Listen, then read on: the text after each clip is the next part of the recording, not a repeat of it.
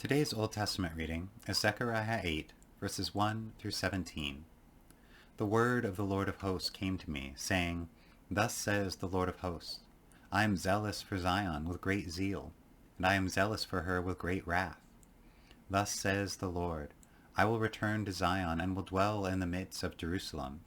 Jerusalem shall be called the faithful city, and the mountain of the Lord of hosts shall be called the holy mountain.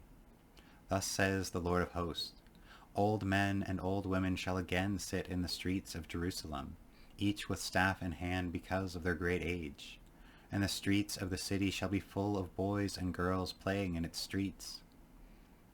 Thus says the Lord of hosts, even though it seems impossible to the remnant of this people in these days, should it also seem impossible to me, says the Lord of hosts?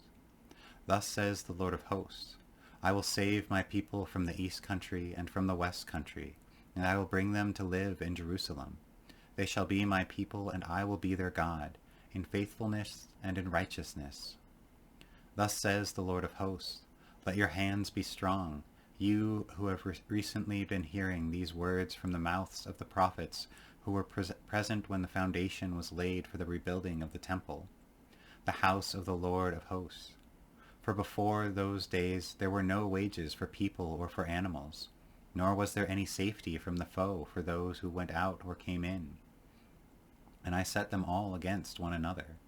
But now I will not deal with the remnant of this people as in the former days, says the Lord of hosts. For there shall be a sowing of peace.